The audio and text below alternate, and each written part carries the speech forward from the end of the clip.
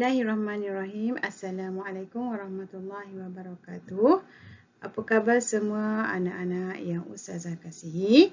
Ustazah doakan kamu semua berada dalam keadaan sihat walafiat di samping keluarga tersayang. Okey, baiklah.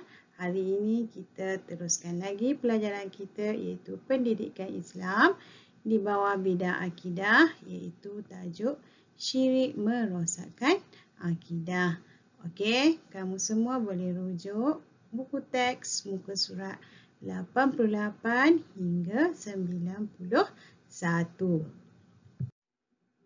Baiklah anak-anak, seperti biasa sebelum kita memulakan pelajaran kita pada kali ini, marilah sama-sama kita membaca doa.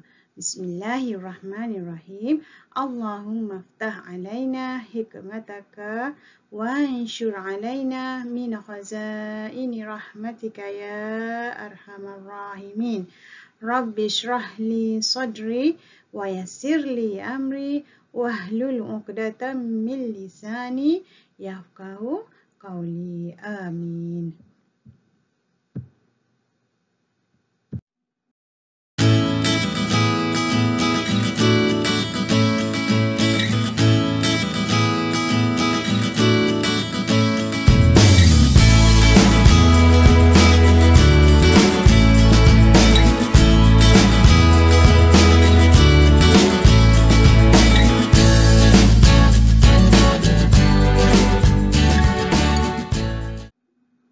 Okey, baiklah anak-anak, sebelum kita teruskan kepada tajuk kita pada hari ini, marilah sama-sama kita lihat apa itu syirik.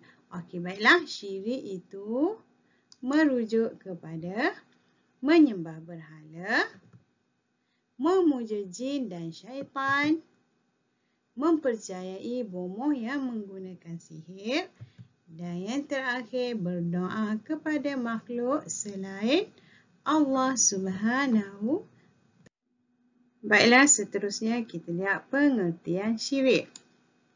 Syirik ialah perbuatan menyekutukan Allah Subhanahu Wa Taala dengan sesuatu yang lain. Seterusnya, dalil nakli bagi perbuatan syirik ialah Bismillahirrahmanirrahim. Fala taj'alu lillahi andadan wa antum ta'lamun.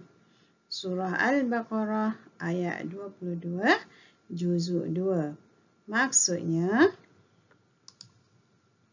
maka janganlah kamu mengadakan sembahan-sembahan lain bagi Allah sedangkan kamu semua mengetahui. Baiklah, hukum mensyirikkan Allah Subhanahu Wa Taala adalah haram dan dikategorikan sebagai dosa yang paling besar. Okey, baiklah, seterusnya kita lihat bahagian-bahagian syirik. Okey, syirik terbahagi kepada dua. Yang pertama, syirik jali, dan yang kedua ialah syirik khafi. Baiklah, seterusnya kita lihat pengertian syirik jali.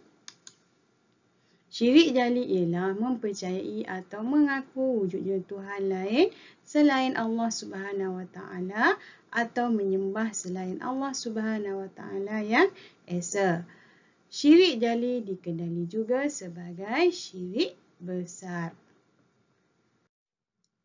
Contoh syirik jali ialah menyembah berhala, matahari, bulan atau lain-lain, meminta doa dan pertolongan daripada kubur atau orang mati atau selain Allah Subhanahu Wa Taala.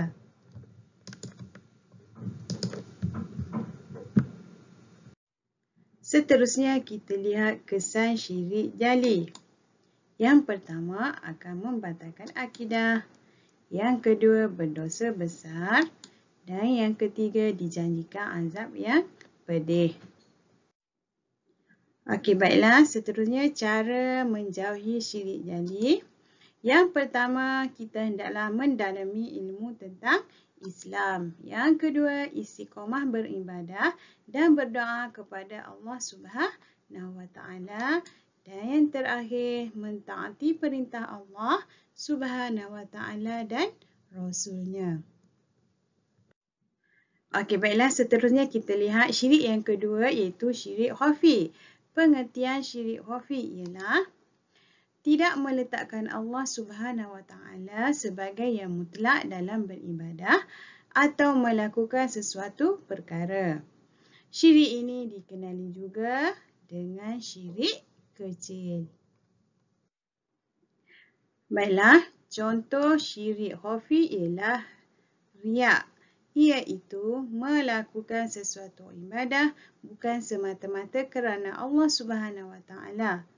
Seseorang itu melakukan ibadah kerana mahukan pujian atau tempat dalam masyarakat. Seterusnya kita lihat kesan syirik khafi. Yang pertama, menghapuskan pahala amalan. Yang kedua, mendapat dosa dan kemurkaan Allah Subhanahu wa Ta'ala. Dan yang ketiga, hidup tidak tenang. Baiklah, seterusnya cara menjauhi syirik khafi. Yang pertama, melatih diri supaya sentiasa ikhlas dalam sesuatu pekerjaan atau amalan. Yang kedua, menyembunyikan amalan kebajikan. Yang terakhir, menghindari perasaan hebat dengan amalan yang dilakukan.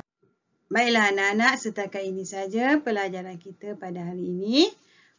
Sebagai rumusan, yang pertama kita perlu istiqamah dalam melakukan sesuatu suruhan Allah Subhanahu wa Ta'ala. Yang kedua, setiap amalan yang dilakukan hendaklah dilakukan dengan ikhlas dan menjauhi sifat riak. Baiklah anak-anak, setakat ini saja pertemuan kita pada kali ini. Semoga bertemu kembali. Sekian, terima kasih. Semoga bermanfaat untuk semua. Jumpa lagi. Assalamualaikum warahmatullahi wabarakatuh.